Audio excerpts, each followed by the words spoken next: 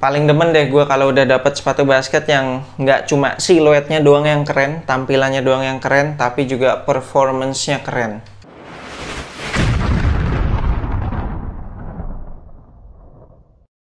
Yo, what's good abas di seluruh Indonesia, balik lagi sama gue Freddy Brainwash di Anak Basket Channel. Di video kali ini gue akan ngebahas performance review sepatu basket Way of Wade Shadow 5. Kita mulai dari traction.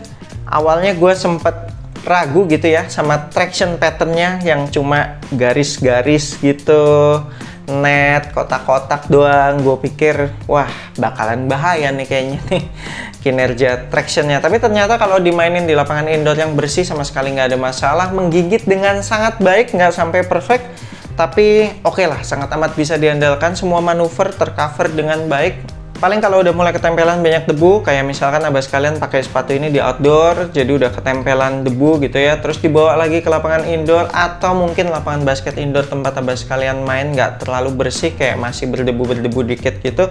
Nah baru deh berasa kayak ada slip-slip dikit, tapi nggak signifikan sih, sama sekali nggak mengganggu menurut gue. Kemudian kalau dipakai main di lapangan basket outdoor, khususnya yang permukaannya licin, terus berdebu gitu ya, tentunya memang ada penurunan berasa gitu ya, jadi lebih banyak slip-slipnya gitu. Tapi asalkan abas kalian rajin wipe off, maka kinerja tractionnya masih terhitung sangat amat bisa diandalkan di lapangan outdoor. Selama main pakai sepatu ini di outdoor, kayaknya gue cuma pernah ngalamin slip yang agak parah yang sampai mengganggu crossover, itu paling cuma sekali dua kali deh, sisanya aman sih. Terus karena ini traction patternnya cenderung rapet-rapet gitu ya, jadinya gampang nyimpen kotoran atau kerikil. Jadi kalau abas kalian abis pakai sepatu ini di lapangan outdoor, kudu rajin dibersihin tuh, supaya kinerja tractionnya bisa tetap baik pada saat pemakaian berikutnya. Kalau untuk durability-nya termasuk badak sih nih traction patternnya. Setelah beberapa kali gue pakai di lapangan indoor dan outdoor, ini kalau gue dorong-dorong traction patternnya masih pada keras-keras. Terus juga masih pada dalam-dalam, nggak kelihatan ada yang sampai terkikis, botak gitu. Traction patternnya masih dalam kondisi yang prima semua, jadi aman lah ini untuk tempur terus-terusan di lapangan outdoor. Kemudian bahan rubber outsole-nya termasuk yang sedikit squeaky, nggak squeaky-squeaky banget lah, nggak sampai berisik banget.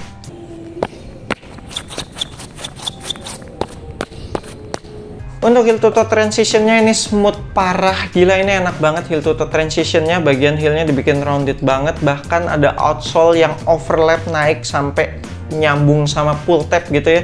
Jadi dari setup heel sama forefootnya yang rounded banget aja tuh udah cukup, meskipun keseluruhan materialnya nggak ngeflex banget ya. Tapi karena bentuk outsole-nya yang udah banyak roundednya ya udah smooth banget ini.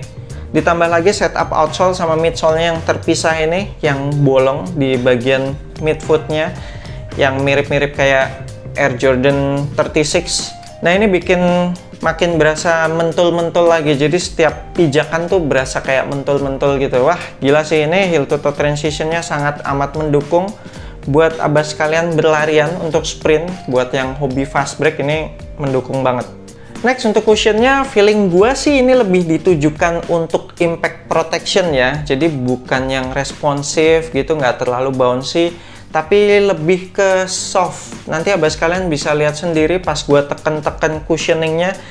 Ini kan full length Cloud Plus ya, jadi si full length Cloud Plusnya ini kalau ditekan-tekan kelihatan banget tuh kompresnya, gila asik banget, langsung kelihatan berkerut-kerut gitu, kayak kembang kempisnya tuh kelihatan banget. Dan ini feelsnya tebel gitu, cushioningnya nggak cuma di bagian heel doang, tapi di bagian forefoot juga masih berasa tebel, sehingga memang court feel-nya agak kurang dapet karena kan tebel ya. Jadi kayak kaki itu berasa sedikit lebih tinggi gitu, nggak berasa napak-napak tanah banget. Tapi menurut gua masih oke buat dipakai bermanuver, buat gocek-gocek gitu masih oke, nggak yang sampai tingginya tuh ekstrim gitu. Kemudian masih ditambah lagi dengan insole boom, ya kan, yang dimana boom itu kan feelsnya kayak Adidas Boost gitu ya. Nah ini insole boomnya ya menambah impact protection lagi, meskipun memang nggak yang sampai berasa-berasa banget sih insole boomnya, tapi lumayan lah buat nambahin impact protection lagi, sama buat ngasih step in comfort. Jadi ketika pertama kali masukin kaki ke dalam sepatu ini tuh udah langsung berasa enak, cushioningnya langsung berasa soft gitu, nggak perlu waktu break in. Meskipun midsole cloudless-nya berasa soft, terus insole boom-nya juga berasa soft, tidak serta-merta menjadikan setup cushioning-nya berasa nggak responsif. Ini masih tetap berasa responsif dan tetap berasa ada bouncy-nya, gokil banget. Hal ini disebabkan karena setup outsole sama midsole yang bolong di tengah-tengah ini, yang mirip kayak Air Jordan 36 tadi. Setup inilah yang membuat cushioningnya tuh masih ada perasaan bouncy-nya, masih berasa responsif. Memang tidak seresponsif Li-Ning Speed 10 yang kemarin baru aja gua review, tapi ini impact protection-nya lebih oke. Jadi kayak punya plus minus, tergantung kebutuhan abas kalian mau lebih mentingin impact protection atau responsiveness. Lanjut ke materialnya, ini sih upper materialnya termasuk zero break-in time. Dari awal penggunaan itu udah langsung mengikuti pergerakan kaki, nggak kaku-kaku gitu. Paling kekurangannya kurang breathable. Jadi kalau abas kalian main dalam jangka waktu yang lama, apalagi di cuaca yang panas, kaki lumayan berasa anget sih di dalam sepatu ini. Karena kalau gue lihat material uppernya ini kayak kurang breathable ya. Banyak penggunaan fuse overlay juga tentunya, jadi ventilasi udaranya tuh paling cuma lewat material lidah nih, bahan mesh yang bolongannya gede-gede ini. Tapi overall gue suka sih sama materialnya, berasa lumayan mewah gitu ya. Kalau gue pegang-pegang tuh berasa tebel gitu material uppernya, jadi nggak yang over stretchy, nggak kelenturan gitu. Untuk material talinya ini perlu banget diikat double, diikat mati, kalau enggak sih ini gampang banget lepasnya. Untuk padding lidahnya ini tipis banget, untungnya di bagian depan lidahnya tuh ada material synthetic leather, jadi ini cukup membantu. Jadi pas gue ngikat tali sepatu yang paling atas ini kekencengan, itu lumayan berasa di pergelangan kaki. Untung ada bahan synthetic leather ini nih, kalau enggak sih lebih berasa lagi kali ngeganjelnya di pergelangan kaki. Terus untuk padded collarnya, meskipun yang tebel tuh cuma padding di bagian heel doang, samping kanan kirinya tuh bagian ankle-nya nyaris nggak ada padding gitu, tipis banget. Tapi pas pakai sepatu ini berasa nyaman-nyaman aja sih ya. Sekitaran pergelangan kaki tuh kayak nggak ada yang nusuk-nusuk gitu. Biasanya kan kalau paddingnya kurang suka berasa ada yang nusuk-nusuk gitu ya di sekitaran pergelangan kaki. Ini enggak sih, nyaman-nyaman aja sih.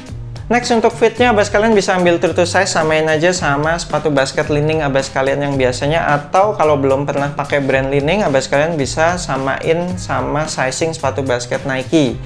Jadi kalau kayak gue nih biasanya di Nike 43, maka di sepatu basket Li-Ning gue juga pakai 43 atau US-nya 9,5. Nggak usah lihat sentinya sih kalau menurut gue, karena kayak gue aja misalkan di Nike gue kan size 43, itu kan sentinya ditulisnya 27,5, sedangkan di Li-Ning ini ditulisnya 27 cm, jadi kan beda setengah senti tuh. Tapi kalau gue pakai feelsnya menurut gue sih sama-sama aja ya di gue ya. Sisa ruangan di ujung toe itu dikit banget, paling cuma kayak berapa mili gitu. Bagian atasnya toe box yang itu nggak bubbly, dan bagian samping kanan kirinya juga udah pas banget. Buat abas kalian yang kaki lebar, menurut gua akan lebih enak kalau upsize setengah, mengingat di bagian lateralnya ini ada penggunaan material TPU.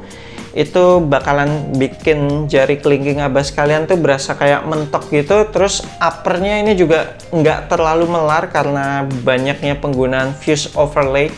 Kemudian untuk lockdownnya ini istimewa abas kalian. Gue suka banget sama lockdownnya ini, menurut gue merupakan salah satu fitur favorit gue di sepatu ini. Lockdownnya tuh wah mantep banget deh, asal abas kalian dapet sizingnya tepat, terus ngikat tali sepatunya proper, bagian midfootnya itu berasa dipeluk banget, terus juga tidak ada masalah heel slip sama sekali. Ada satu lagi yang bikin lockdownnya semakin mantap, yaitu insole-nya. Ini insole-nya agak unik abas kalian, jadi insole-nya tuh ada semacam pola bintik-bintik gitu ya, kayak butil-butil gitu. Dan ini tuh bener-bener bikin kaos kaki kita lengket sama insole-nya. Ada sisi positif dan negatifnya. Sisi positifnya ini menambahkan lockdown, jadi kaki kita tuh bener-bener nempel sama insole. Jadi kaki kita di dalam sepatu ini tuh bener-bener nggak bisa kemana-mana, udah nempel sama insole. Terus juga lacing sistemnya bikin midfootnya berasa dipeluk. Ditambah lagi nggak ada masalah heel slip. Ini gila sih, istimewa banget sih lockdownnya. Nah, tapi negatifnya si bahan insole-nya ini bikin kita susah banget buat masukin kaki ke dalam sepatu ini. Tapi gue udah dapet cara ngakalinnya, jadi gue bikin kayak kertas gitu, gue lipet panjang, terus gue tempelin lakban lagi. Jadi lakban itu fungsinya supaya si kertas lebih licin, terus juga supaya pas kertasnya ditarik itu nggak sobek. Jadi si lakban itu ngasih kekuatan di kertasnya. Dan dengan cara kayak gitu, gue berhasil masukin kaki gue ke dalam sepatu ini dengan lebih mudah dan perfect. Feelsnya tuh jadi perfect banget. Nah, jadi cara gue ini bisa abas kalian coba. Terakhir untuk supportnya, ini juga jadi salah satu poin yang jadi favorit gue lagi selain lockdownnya. Ini supportnya berasa signature banget sih, abas kalian. Meskipun ini kan bukan lini signaturenya Way of Wit ya. Ini kayak versi budgetnya gitulah, kayak versi downgrade-nya gitu. Tapi ini supportnya gokil sih. Untuk support bagian depan itu ada overlap outsole, ada material uppernya yang udah tebel gitu ya, terus ada fuse overlay juga.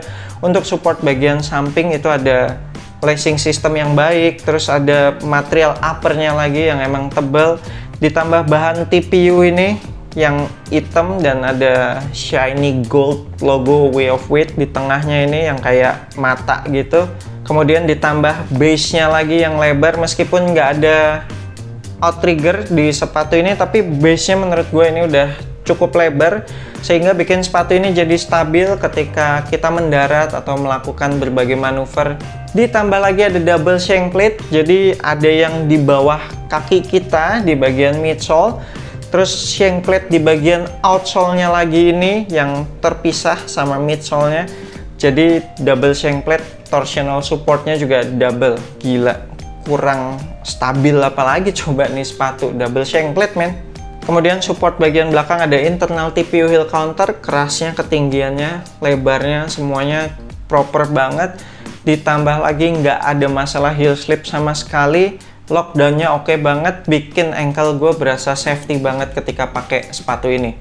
Oke, sekian performance review gue untuk sepatu Way of Wit Shadow 5 ini. Gokil sih ini sepatu. Udah siluetnya keren, performance-nya juga keren pula. Puas deh, pokoknya. Worth it banget. So, buat abas kalian yang pengen kop sepatu ini, abas kalian bisa melakukan pre-order melalui Kick Heaven. Nanti gue akan tinggalin link Instagramnya dan link Tokopedia-nya di deskripsi video bawah. Cek aja di situ, atau kalau abas kalian pengen pre-order sepatu-sepatu basket lain yang memang nggak masuk Indo atau yang colorway-nya nggak ada di Indo, itu bisa banget lewat Kick Heaven. Thank you banget udah nonton video ini. Jangan lupa support gue terus. You know what to do. I'm Ferdy Brainwash. Sampai jumpa di video berikutnya. Semoga asupan basket Anda minggu ini cukup.